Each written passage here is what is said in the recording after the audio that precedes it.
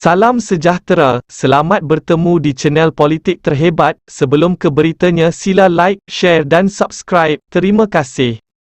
Kuala Lumpur, bekas pengerusi Satu Malaysia Development Berhad, 1MDB, Tan Sri Mohamad Bakar Saleh memberitahu Mahkamah Tinggi di sini bahawa beliau merasakan Datuk Seri Najib Tun Razak terlibat dalam salah laku kewangan syarikat itu dan ada yang tidak kena berlaku dalam syarikat. Mohamad Bakar, 68, berkata perkara itu menjadi antara sebab utama beliau memutuskan untuk meletak jawatan pengerusi serta ahli lembaga pengarah BOD 1MBD pada 2009. Saksi pendakwaan ke-15 itu berkata sebelum menyerahkan surat peletakan jawatan, beliau telah menghantar SMS idmat pesanan ringkas kepada bekas Perdana Menteri itu memaklumkan beberapa perkara yang diarahkan oleh BOD kepada pengurusan 1MDB tetapi tidak dipatuhi.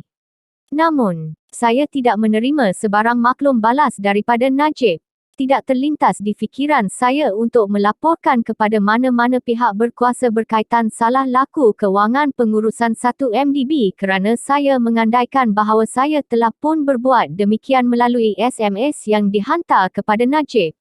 Saya berharap Najib akan mengambil tindakan sewajarnya terhadap pengurusan 1MDB jika beliau mendapati sebarang salah laku di pihak mereka. Memandangkan kebimbangan saya itu tidak mendapat perhatian Datuk Seri Najib kerana beliau tidak membalas SMS saya. Saya merasakan beliau terlibat dan sesuatu yang tidak kena berlaku tanpa pengetahuan saya. Ini antara sebab utama saya memutuskan untuk meletak jawatan, kata Mohamad Bakar ketika membaca kenyataan saksinya semasa perbicaraan Najib dalam kes penyelewengan RM2.3 bilion daripada dana 1MDB. Semasa pemeriksaan utama oleh Ketua Pasukan Pendakwaan Datuk Seri Gopal Sri Ram. Saksi itu berkata beliau mendapati luar biasa apabila Najib tidak membalas semuanya kerana tertuduh biasanya membalas mesejnya dan juga bukan kali pertama beliau menghantar mesej kepada bekas Perdana Menteri tersebut. Mohamad Bakar berkata beliau meletak jawatan pada Oktober 2009 sebagai tanda protes dan tidak mahu terlibat dalam sebarang perbincangan dan keputusan lanjut berhubung 1MDB. Beliau berkata beliau memutuskan untuk tidak menyerahkan surat peletakan jawatannya secara peribadi kepada Najib tetapi mengarahkan setiausahanya menghantar surat itu ke pejabat Perdana Menteri. Saya buat demikian kerana jika saya menghantar sendiri, beliau mungkin akan meyakinkan saya untuk kekal. Saya tidak mengumumkan peletakan jawatan saya pada masa itu untuk menjaga reputasi Najib, katanya.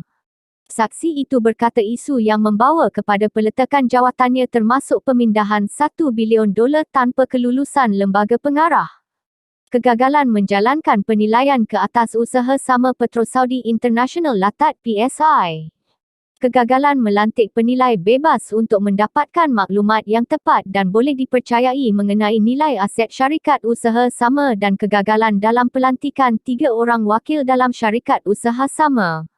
Najib, 68, menghadapi 4 pertuduhan menggunakan kedudukannya untuk mendapatkan rasuah berjumlah RM2.3 bilion daripada dana 1MDB dan 21 pertuduhan pengubahan wang haram membabitkan jumlah yang sama. Perbicaraan di hadapan Hakim Datuk Colin Lawrence Sekurah bersambung esok.